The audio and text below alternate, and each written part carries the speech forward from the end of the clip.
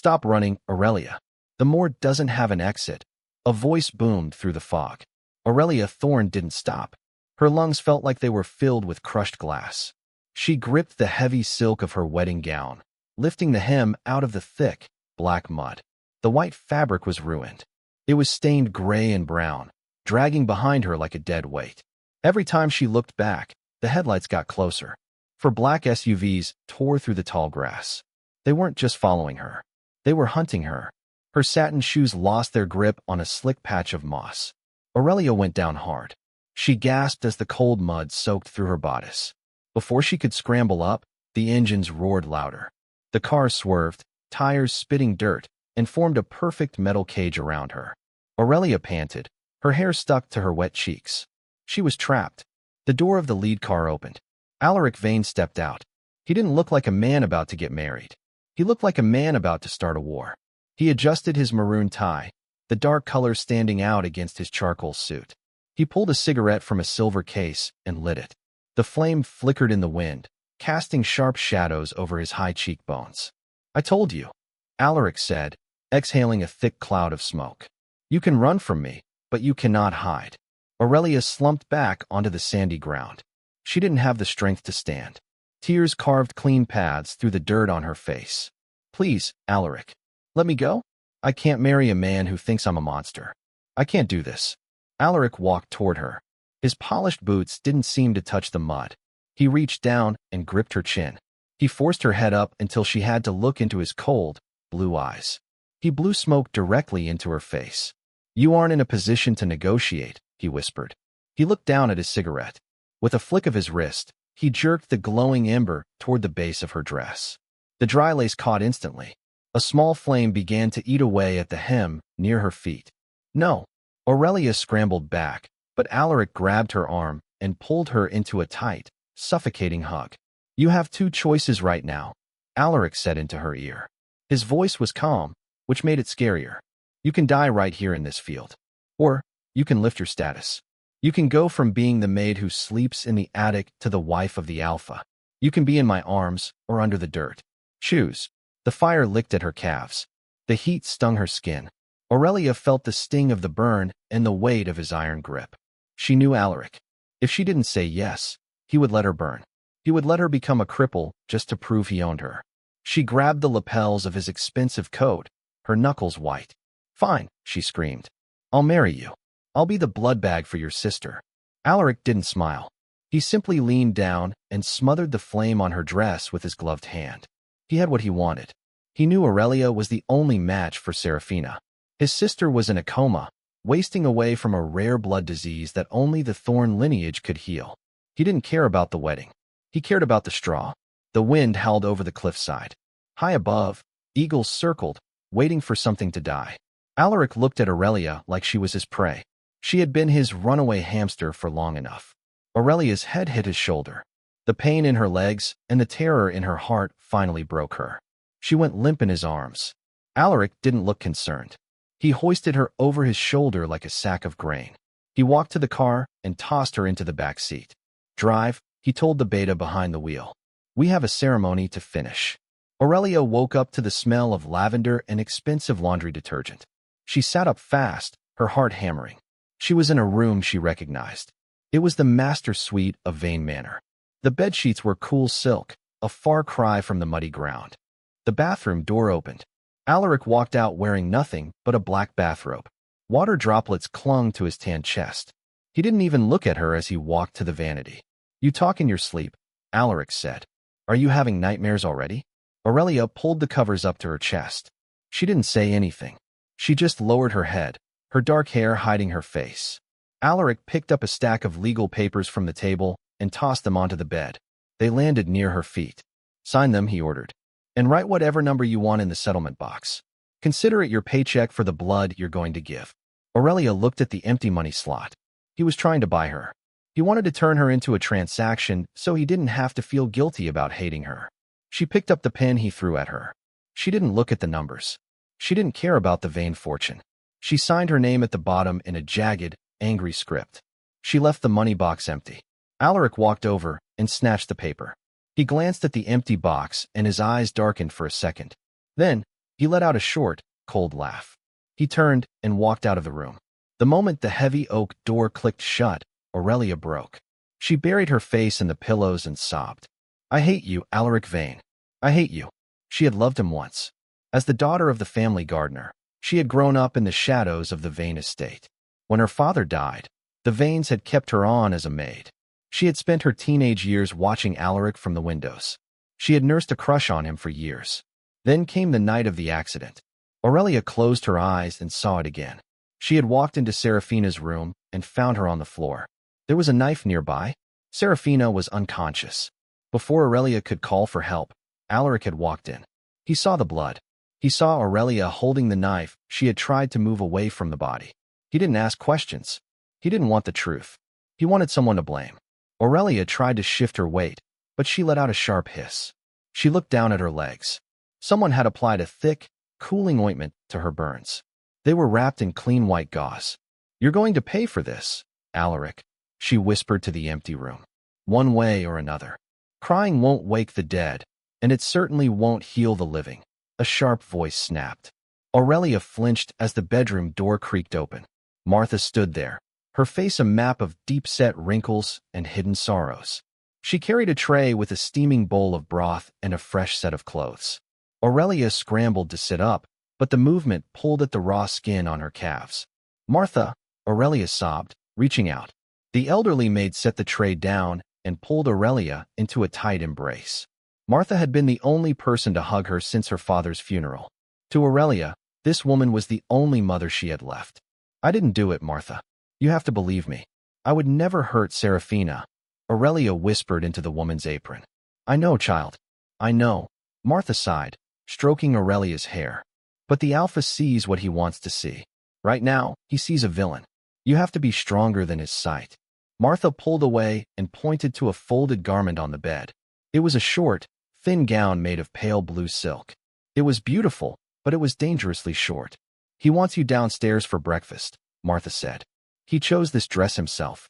He said long fabric would rub against your burns and make them bleed. He's a hard man, Aurelia, but he isn't a mindless one. Aurelia looked at the dress. It was a strange mercy. She dressed slowly, her fingers trembling as she tied the silk ribbons. When she caught her reflection in the tall vanity mirror, she looked like a ghost of the girl she used to be. Her legs were bandaged neatly, the white gauze stark against the blue silk. She descended the stairs, her heart thumping against her ribs. The dining hall was cold despite the roaring fire. Alaric sat at the head of the table, cutting into a piece of rare steak. Two other women sat with him. Lady Alara, Alaric's aunt, looked up with a sneer. Next to her was her daughter, Beatrix. Beatrix was draped in velvet, her blonde hair perfectly coiffed. She had been trying to get Alaric to notice her for years. I cannot believe you can even swallow your food while sitting next to the girl who broke this family, Alara said, her voice dripping with venom. She spread butter on her toast with aggressive precision. I am so disappointed in you, Alaric. Bringing a criminal to the table. Beatrix didn't speak. She simply leaned back and winked at Alaric. It was a slow, possessive gesture that made Aurelia's stomach churn. Alaric didn't look up. He didn't defend Aurelia, but he didn't join in the insults either. He kept eating in a silence that felt heavier than any shout. Sit, Alaric commanded without looking at Aurelia. Aurelia sat at the far end of the table. She picked up a piece of toast, but it felt like sand in her mouth. She could feel Alara's eyes drilling into her. The wedding was a private affair for a reason, Alara continued. The pack will revolt if they find out a maid is the new Luna, especially a maid with blood on her hands. Alaric dropped his fork. The silver clattered against the china like a gunshot. Everyone froze. He stood up, walked around the table, and gripped Aurelia's arm. Breakfast is over, he barked. He dragged her out of the room and toward his private study. He slammed the door so hard a crystal vase on a nearby pedestal wobbled and crashed to the floor. The glass shattered into 1,000 glittering diamonds. See, Alaric growled, his face inches from hers. His eyes were dark with a rage that seemed to vibrate through the air. Now every joker in this house feels entitled to mess with me because of you. Then let me go, Aurelia cried, her voice cracking. If I'm such a burden, why keep me here?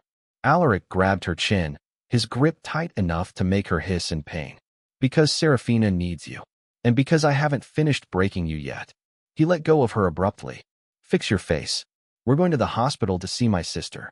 If you drop a single tear in front of her, I'll give you a reason to really cry. He turned and stormed out of the room. Aurelia took 5 minutes to catch her breath, wiping her eyes with the back of her hand. She stepped out into the hallway, expecting to find Alaric waiting by the front door. Instead, she stopped dead. Alaric was standing near the grand clock. Beatrix was pinned between him and the wall. Her arms were wrapped around his neck, and she was kissing him deeply. Alaric's back was to Aurelia, but he wasn't pushing her away. Beatrix opened one eye and saw Aurelia standing there. She didn't stop the kiss. Instead, she looked directly at Aurelia and gave a slow, mocking wink. She was marking her territory. She wanted Aurelia to know that being a wife was just a title, but Beatrix held the power. Are you done standing there like a statue? Alaric yelled, pulling away from Beatrix and turning toward Aurelia. He didn't look guilty. He didn't even look like he cared that his new wife had just seen him with another woman. He grabbed his keys and headed for the door. Move faster, Aurelia. My patience is gone. The drive to the hospital was a blur of gray skies and silence. When they reached Serafina's room, the steady beep of the heart monitor was the only sound. Serafina looked so small in the hospital bed, her skin almost translucent. Alaric sat by the bed and took his sister's hand. For a moment, the monster disappeared. He looked like a broken boy. Aurelia watched them, a dull ache in her chest. She wanted to tell him again that she loved Serafina. She wanted to tell him she was innocent. But as she opened her mouth, the room began to tilt. The walls seemed to move closer. The smell of antiseptic became overwhelming. She reached for the edge of the bed to steady herself, but her hand found only air. Alaric, she whispered. The world went black before she hit the floor. When Aurelia opened her eyes, she was staring at a white ceiling. A glucose bottle hung on a metal stand beside her. She felt hollow, her body buzzing with a deep, crushing weakness. She had been out for a long time. The door creaked open. It wasn't Alaric. Beatrix walked in, carrying a bouquet of bright red roses. She tossed them onto the foot of Aurelia's bed like they were trash. You've been out for 24 hours, Beatrix said, her voice cheerful. The doctors say it's stress and malnutrition. I say it's a guilty conscience. Aurelia tried to sit up, but her limbs felt like lead. Where is Alaric? Dealing with pack business, Beatrix said. She leaned over the bed, her shadow falling over Aurelia's face. Suddenly, her hand flew out. Slap. Aurelia's head snapped to the side. Her cheek stung with a sharp, hot pain. That's for existing, Beatrix hissed. She leaned in closer, her breath smelling of peppermint and malice. You're serving a punishment for a crime you didn't even commit. Isn't that hilarious? Aurelia's eyes widened. What? Alaric always prioritized Serafina over everyone, Beatrix whispered. He didn't even notice me until she was out of the picture. It was so easy to plan. A little trip, a little shove, and a knife placed in the hands of the perfect scapegoat.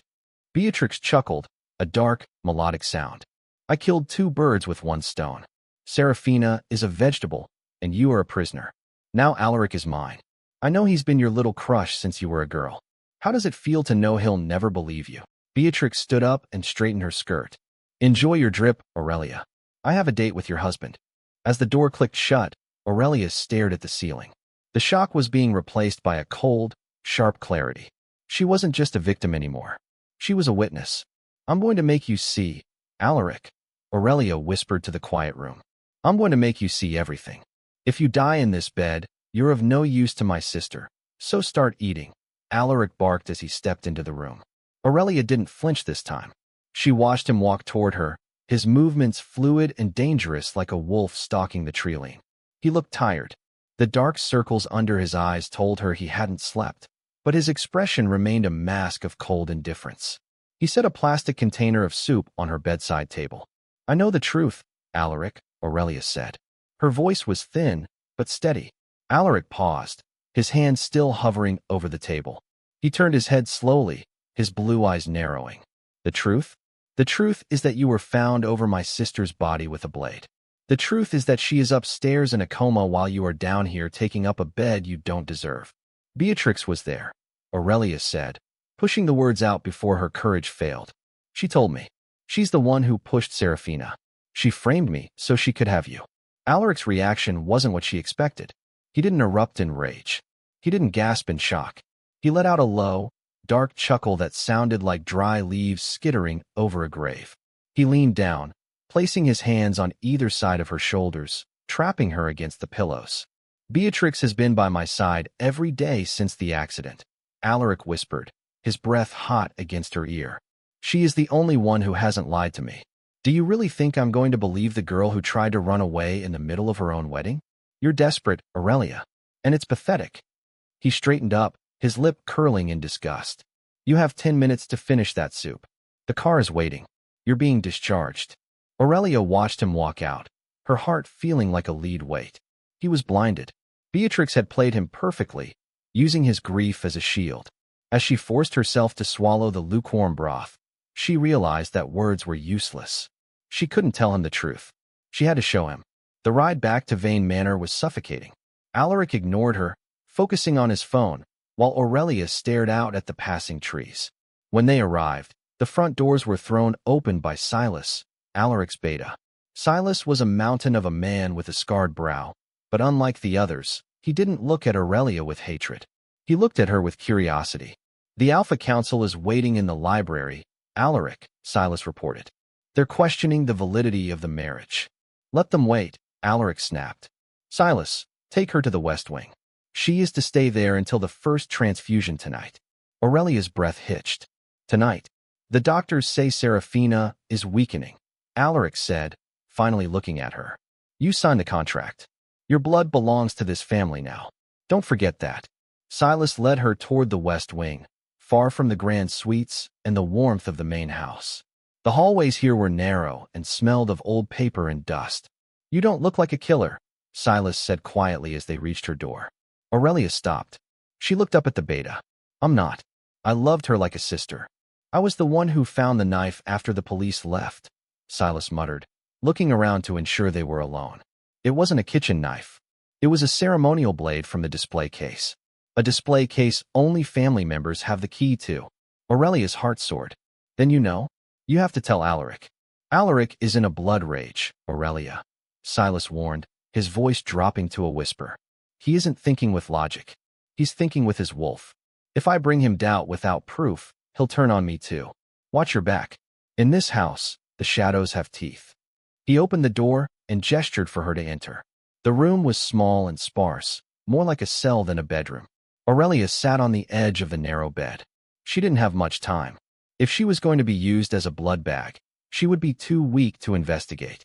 She had to find that blade, or the key Beatrix used. A soft knock at the door made her jump. Martha slipped inside, looking frantic. You must come quickly, Martha whispered. Lady Alara and Beatrix are in the conservatory. They think everyone is at the council meeting. I heard them mentioning a second accident to ensure Serafina never wakes up. Aurelia didn't hesitate. She ignored the stinging in her legs and followed Martha through the servant passages. They reached the vents above the conservatory, a glass-walled room filled with exotic plants. Below them, Alara was sipping tea while Beatrix paced the floor. The marriage is done, Mother, Beatrix said, her voice sharp. But if that brat keeps giving her blood, Serafina might actually recover. If she wakes up, she'll tell Alaric everything. Then we make sure the transfusion fails, Alara said calmly. A little air in the line, or perhaps a tainted sedative. If the maid dies during the process, Alaric will just think her body was too weak. It will be a tragic accident. Aurelia felt the blood drain from her face. They weren't just framing her. They were going to kill her and Serafina in one move. We do it tonight, Beatrix said, a cruel smile spreading across her face. Once the Alpha is distracted by the council, I'll take care of our little donor. Aurelia backed away from the vent, her hands shaking. She had to get to Alaric. She had to make him listen before the sun went down. She ran back through the passages, her breath coming in ragged gasps. She burst into the main hall just as Alaric was walking out of the library, surrounded by 3 older men in gray suits. Alaric, stop! Aurelia screamed. The men stopped. Alaric turned, his eyes flashing a dangerous gold. His wolf was close to the surface. I told you to stay in the West Wing, Aurelia. You are embarrassing me in front of the council. They're going to kill her. Aurelia pointed toward the conservatory. Beatrix and Alara. They're planning to sabotage the transfusion tonight. They want Serafina dead. The council members whispered among themselves. Alaric walked toward her, his footsteps heavy and deliberate. He stopped inches from her, his presence looming over her like a storm cloud. Beatrix is in the chapel praying for my sister, Alaric said, his voice dangerously low. Mayan is in her quarters.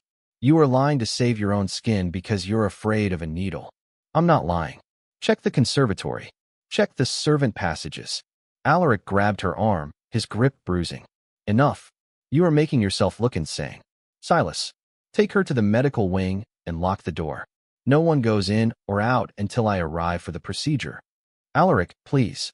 If you do this, you're killing her. Aurelia fought against Silas's grip as he led her away. Alaric didn't look back.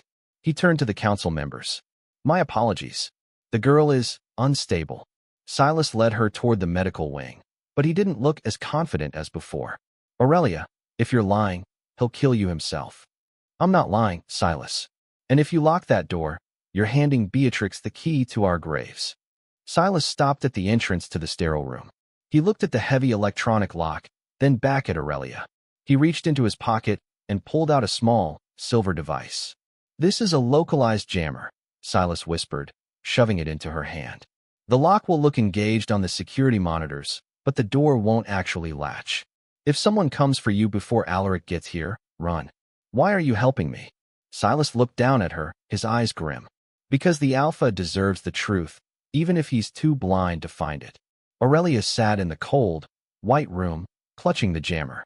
The sun began to set, casting long, bloody shadows across the floor. She waited, listening to the silence of the manor. Hours passed. Then, the soft click of heels echoed in the hallway. The door handle turned.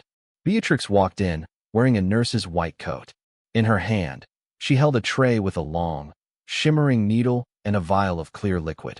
Time for your medicine, Luna, Beatrix smirked. You look pale, Aurelia. Don't worry. It will all be over very soon, Beatrix whispered. Aurelia backed away until her spine hit the cold, tiled wall. The room was sterile, smelling of sharp alcohol and the metallic tang of the equipment. Beatrix stepped closer, her heels clicking like the ticking of a countdown clock. She looked professional in the nurse's coat, but her eyes were filled with a jagged, manic light. Alaric is expecting a transfusion, not a murder, Aurelia said, her voice shaking despite her effort to stay calm. Beatrix laughed as she set the tray down on the rolling cart. She tapped the glass vial, and the clear liquid inside rippled. Alaric is expecting a miracle. When his precious sister passes away and his little murderer bride dies of a heart attack from the stress, he won't look for a culprit. He'll just look for a shoulder to cry on. And I'll be right there. Aurelia's hand brushed the silver jammer in her pocket. She felt the cold metal against her palm. Silas had given her a chance. She just had to wait for the right second. He'll find out, Aurelia warned. Silas knows. He saw the knife case. Beatrix froze for a heartbeat. Her smile faltered, turning into a thin, ugly line. Silas is a dog. He does what his Alpha tells him. And right now, the Alpha is busy being interrogated by the council. No one is coming to save you. Beatrix lunged. She was surprisingly fast. She grabbed Aurelia's arm, her fingers digging into the bruised skin where Alaric had gripped her earlier. She slammed Aurelia down onto the medical bed. Aurelia fought back, kicking out with her bandaged legs. A sharp pain flared in her calves, but she ignored it. She swung her free hand, catching Beatrix across the face. You little brat. Beatrix hissed. She dropped the needle and grabbed Aurelia by the hair, slamming her head back against the pillow. Aurelia's vision swam. She reached into her pocket, pulled out the jammer, and jammed it hard into Beatrix's side. It wasn't a weapon, but the sudden jab was enough to make the other woman gasp and recoil. Aurelia scrambled off the bed. She didn't head for the door. She knew Beatrix would tackle her before she could get it open. Instead, she grabbed the heavy medical tray and flipped it. The glass vial shattered on the floor, sending the clear poison spreading across the tiles. That was the only dose, wasn't it? Aurelia panted. Beatrix looked at the mess on the floor, her face twisting in fury.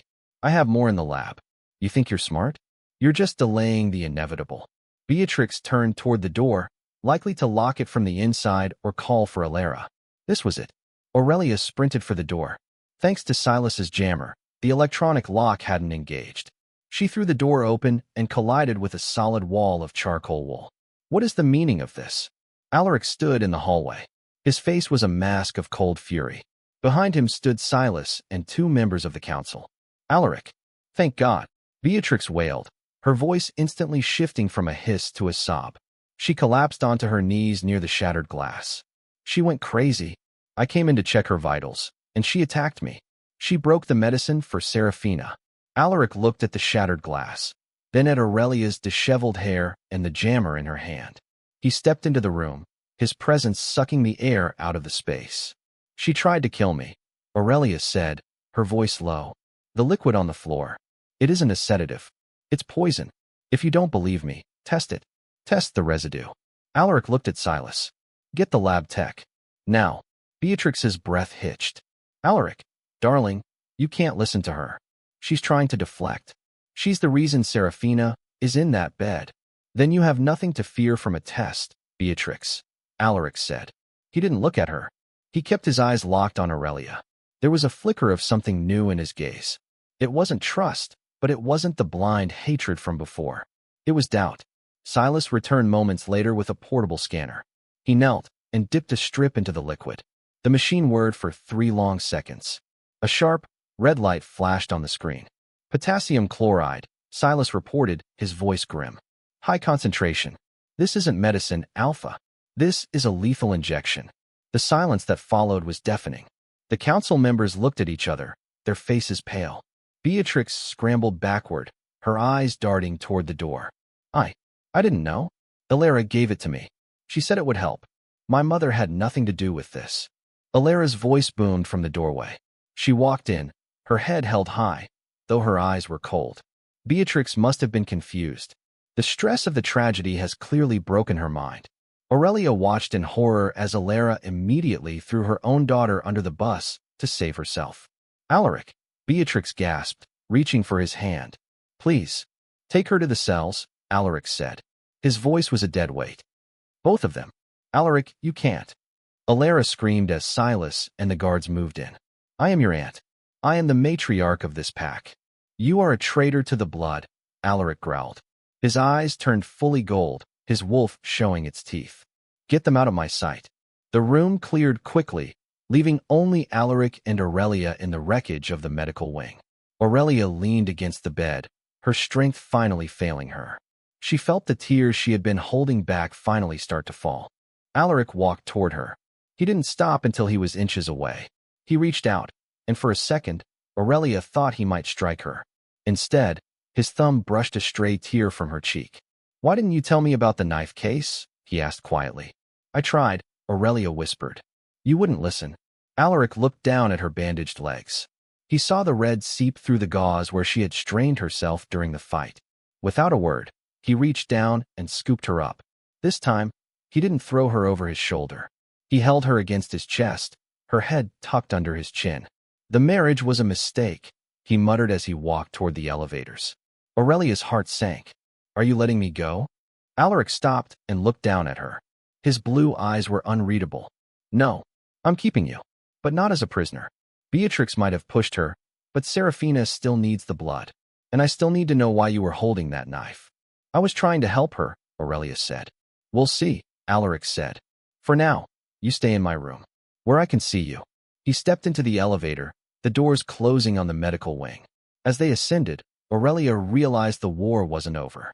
She had survived the needle, but she was now moving into the lion's den, the Alpha's own bed. Alaric, she asked softly. What? Why did you come back to the room before the council meeting was over? Alaric didn't look at her. He stared at the floor numbers as they flickered by. Silas told me the door wasn't locking. I came to fix it. Aurelia realized then that Alaric hadn't come to save her. He had come to secure his property. But as he adjusted his grip, pulling her slightly closer to his warmth, she wondered if the Alpha was starting to feel the bond he was so desperate to deny. Don't touch anything. This isn't a playground, Alaric warned as he set her down. The master suite was a cavern of dark wood and heavy velvet. It smelled like cedar and the sharp, metallic scent of Alaric's power. Aurelia watched him from the edge of the massive bed. Her heart was still racing from the adrenaline of the medical wing. She felt small in this room. It was the heart of the Vane pack, a place where secrets were kept under lock and key. Alaric walked to a wall-mounted safe and began punching in a code. He didn't look back at her. "Why am I here, Alaric? If you believe Beatrix poisoned the medicine, you must know she lied about everything else," Aurelia said. Alaric stopped. His shoulders tensed. He turned around, his eyes scanning her face like he was looking for a crack in a mask. "I know she is a liar. That doesn't make you a saint. You were still in that room. You still had the blade. My sister doesn't lie, Aurelia. And until she wakes up to clear your name, you stay where I can watch you." He pulled a small, leather-bound journal from the safe and tossed it onto the nightstand. "I have to meet the Beta Council to discuss the cells. Martha will bring you dinner. Stay in this room. If you step a foot outside, I'll let Silas put the silver cuffs on you." Aurelia watched him leave. The heavy oak door locked from the outside with a click that sounded like a prison gate. She lay back on the pillows, staring at the ceiling. Her legs throbbed, but her mind was moving faster than her pulse. She looked at the nightstand. The journal Alaric had pulled from the safe was sitting right there. He had been so distracted by the fallout with Beatrix that he hadn't put it back. Aurelia reached out and picked it up. The leather was old and cracked. She opened the first page. It wasn't Alaric's handwriting. It was Seraphina's. It was a diary. Aurelia flipped through the pages. Most were filled with talk about pack duties and Seraphina's love for the garden. But the entries from the month before the accident were different. The handwriting was shaky. The sentences were short and filled with fear. September 12th. She's watching me again. She thinks I don't see her in the mirrors. She wants the Alpha's seat, and she knows I'm the only one Alaric trusts with the pack seal. September 20th. I found the silver dust in my tea. She's trying to weaken me. If I tell Alaric, he'll think I'm paranoid. I have to hide the seal. I have to find someone I can trust. Aurelia's breath hitched. She turned to the very last entry, dated the night of the accident. October 4th. It's tonight. She's coming to the West Gallery. If anything happens to me, look behind the portrait of the first Alpha. The truth is hidden in the stone. Aurelia dropped the book. Her hands were shaking. Seraphina knew. She knew someone was coming for her. And she had hidden proof behind the portrait in the gallery. Aurelia looked at the door. It was locked. The windows were too high. She needed a way out, and she needed it before Alaric came back. She stood up, ignoring the sting in her calves. She walked to the fireplace. In these old manors, the chimneys often shared a flue with the servant passages. She knelt by the hearth, soot staining her blue silk gown. There, behind the iron grate, was a small latch. "Please let this lead to the gallery," she whispered. She pulled the latch. A section of the stone wall creaked open. It was a tight squeeze, and the air inside was thick with dust. Aurelia crawled through, her heart hammering against her ribs. She moved through the dark, guided only by the faint light coming through the cracks in the wood. Finally, she reached a heavy velvet curtain. She pushed it aside and stepped out into the West Gallery. The moon was high, casting long shadows over the rows of ancestral portraits. She found it, the portrait of the first Alpha. He was a massive man with eyes that looked exactly like Alaric's. Aurelia reached behind the frame. Her fingers brushed something cold and hard. She pulled it out. It was a small, ornate silver key and a folded piece of parchment. Looking for this, Aurelia spun around. Beatrix was standing at the end of the gallery. She wasn't in the cells. She was wearing her velvet dress again, though her face was bruised from the fight in the medical wing. In her hand, she held a small, silver pistol. "How did you get out?" Aurelia gasped, clutching the key to her chest. "My mother has friends, Aurelia. Friends who don't like Alaric's new justice," Beatrix sneered. She stepped into the moonlight, the barrel of the gun reflecting the pale glow. "You should have stayed in the bedroom. Now, I have to kill you and make it look like a suicide." The guilt-ridden bride jumps from the gallery. "It's a classic. Seraphina wrote it all down, Beatrix. I have her diary. I have the key to the seal." Aurelia lied, hoping to buy time. Beatrix's eyes widened. "Give it to me. Now. If you shoot me, the sound will bring Alaric," Aurelia said, stepping back toward the railing. "You can't win this. Watch me." Beatrix leveled the gun at Aurelia's heart. The heavy doors at the end of the gallery burst open. Alaric stood there, his coat gone, his white shirt stained with dirt. He looked at Beatrix, then at the gun, then at Aurelia. "Beatrix, put the gun down," Alaric said. His voice was a low, terrifying growl. She's trying to steal the pack seal, Alaric. I caught her. Beatrix cried, her voice cracking with desperation. I didn't steal it, Aurelia said. She held up the silver key. Serafina hid it. She hid it because she was afraid of you, Beatrix. She wrote it in her diary. Alaric walked toward them. He didn't look at the gun. He looked at Aurelia. I found the diary on the floor of my room, Aurelia. I saw the passage. Beatrix's hand shook. It's a lie. She forged it. The ink is months old, Beatrix, Alaric said. He was inches from the barrel of the gun now. He placed his chest right against the metal. If you're going to do it now. Because if you don't, I'm going to show you what happens to people who touch my family. Beatrix's face crumpled. She looked at Alaric, then at the darkness of the gallery. She realized it was over. She turned the gun toward herself. No, Aurelia screamed. Alaric moved like a blur. He grabbed Beatrix's wrist, twisting the gun away just as a shot rang out. The bullet hit the ceiling, showering them in plaster dust. Alaric pinned Beatrix to the floor, his eyes glowing a feral, blinding gold. Silas, get the silver chains. Alaric roared. Guards flooded the gallery. Beatrix was dragged away, screaming and sobbing. Aurelia slumped against the portrait of the first Alpha. The adrenaline left her all at once. She began to slide down the wall, but Alaric was there. He caught her before she hit the ground. He looked at the silver key in her hand, then at the soot on her face. You found the seal, he said quietly. I found the truth, Aurelia whispered. Alaric didn't say anything for a long time. He reached out and touched the place where the soot met her clean skin. I was wrong. I let my anger blind my wolf. Can you forgive a monster, Aurelia? Aurelia looked into his eyes. For the first time, she didn't see a hunter. She saw a man who was lost in his own house. The marriage was a contract, Alaric, she said. Alaric pulled her closer, his arms wrapping around her with a fierce, protective heat. The contract is over. From now on, you stay because you are the Luna of this pack, and because I won't let you go. As he leaned down, his forehead resting against hers, Aurelia felt a strange tingle in her blood.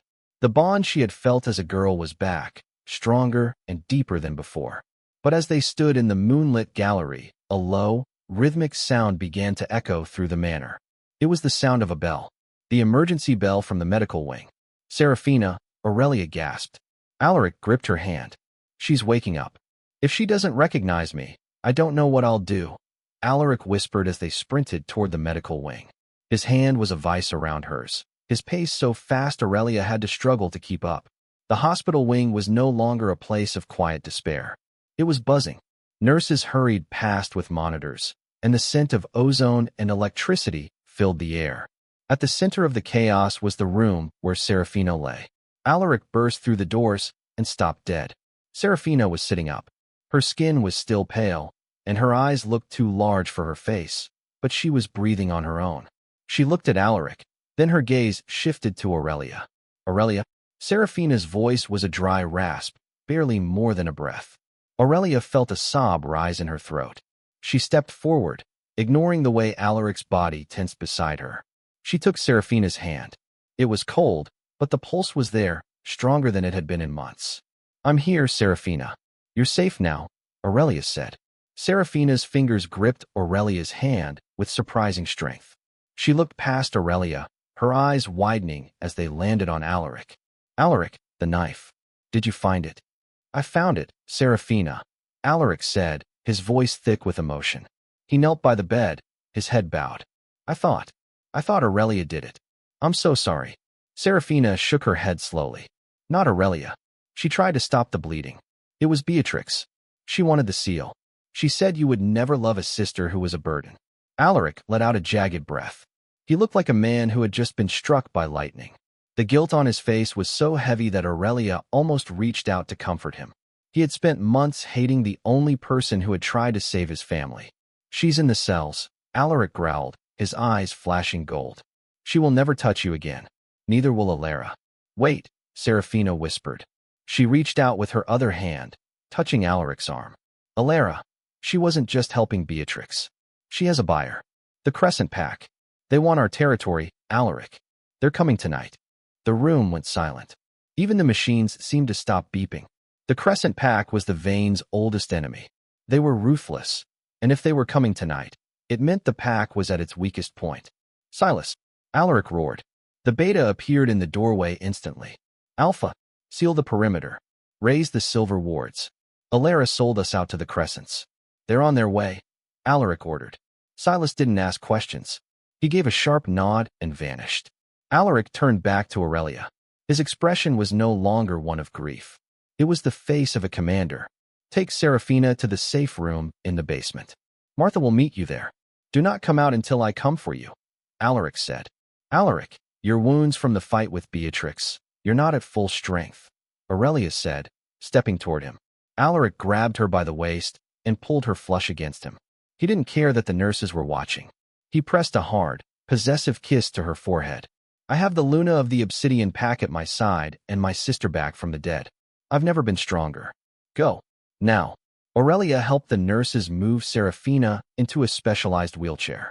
They hurried through the back corridors, the sound of the pack's alarm sirens beginning to wail in the distance. It was a low, mournful sound that signaled the start of a war. The safe room was a bunker beneath the manor, reinforced with silver-lined steel. Martha was already there, clutching a heavy iron key. In quickly, Martha urged. As the heavy door hissed shut, Aurelia felt a sense of dread. She was safe, but Alaric was out there. She sat on the floor next to Seraphina's chair, the silver key to the seal still tucked into her bodice. He'll win, Seraphina said, sensing Aurelia's fear. Alaric is a monster when he fights for what he loves. And he loves you, Aurelia. He just didn't know how to say it without hurting you. Hours passed. The muffled sound of explosions and wolf howls vibrated through the stone walls. Aurelia paced the small room, her mind filled with images of Alaric covered in blood. Every time a loud thud echoed from above, her heart skipped a beat. Suddenly, the lights flickered and died. The room was plunged into total darkness. Martha, Aurelia called out. There was no answer. Only the sound of the heavy door's manual latch turning from the outside. Clack, clack, clack. Aurelia stood up, her hand going to the heavy silver candlestick on the table. Who's there? The door swung open. A tall, shadow-filled figure stood in the doorway. It wasn't Alaric. It was a man with glowing red eyes, a crescent alpha. The maid and the vegetable, the man sneered. He stepped into the room, his claws extending with a terrifying metallic sound. Alara said you'd be easy pickings. Give me the seal, and I'll make your deaths quick. Aurelia stepped in front of Seraphina's wheelchair. She held the candlestick like a sword. You'll have to kill me first. That's the plan, sweetheart. The wolf lunged. Aurelia swung the candlestick, but he was too fast. He swiped at her, his claws catching the shoulder of her silk dress and tearing through the skin. Aurelia cried out, falling back against the wall. He loomed over her, his breath smelling of raw meat and forest floor. Just as he raised his hand for the killing blow, a massive gray shape burst into the room. It was Alaric. He was in his wolf form, a beast the size of a small horse with fur the color of a thunderstorm. He hit the crescent alpha with the force of a freight train. The two wolves tumbled across the floor, a blur of fur, teeth, and snarls. Alaric was savage. He wasn't just fighting for territory. He was fighting for his mate. He pinned the other wolf to the floor and tore into his throat. The struggle was over in seconds. Alaric shifted back into his human form, standing naked and blood-streaked in the center of the room. He was panting, his chest heaving. He didn't look at the dead wolf. He looked at Aurelia. Are you hurt? He rasped. Aurelia ran to him, throwing her arms around his neck despite the blood covering his skin. I'm okay. You came. Alaric gripped her so tight she could barely breathe. He buried his face in her neck, his body shaking with the aftershocks of the battle. I thought I lost you. I thought they got to the room before me. He pulled back, his eyes searching hers. The coldness was gone. The distance was gone. There was only a raw, burning hunger. The crescents are gone. Alara is dead. It's over, Aurelia, he said. He reached into her bodice and pulled out the silver key. He didn't look at the seal. He looked at her. I don't need this to be the Alpha, Alaric said. He dropped the key onto the floor. I need you to be my Luna. Not by contract. Not by blood. By choice. Aurelia looked at the man who had chased her through the mud, who had burned her dress, and who had eventually bled for her. She saw the monster, but she also saw the man who had been broken by the same lie she had. I choose you. Alaric, she whispered. Alaric leaned down, and this time, the kiss wasn't a punishment. It was a promise. As the sun began to rise over the obsidian pack estate, the survivors emerged from the shadows. The manor was scarred, the gardens were ruined, but the lineage was intact. Alaric led Aurelia out onto the grand balcony, overlooking the thousands of pack members gathered below. He raised her hand high into the air. "Behold your Luna." Alaric's voice echoed across the valley. The pack let out a collective howl that shook the very earth. Aurelia stood tall, the wind catching the tattered remnants of her blue silk dress. She was no longer the gardener's daughter or the family maid. She was the heart of the wolf. And as Alaric pulled her close, whispering his love into her ear, Aurelia knew that the scars on her legs would fade, but the bond they had forged in fire would last forever. "Now," Alaric said, a playful spark finally returning to his eyes. "About that settlement money you refused to take." Aurelia laughed, the sound bright and clear against the morning air. "I think I'll take it in diamonds, Alpha. Anything you want, Luna. Anything at all."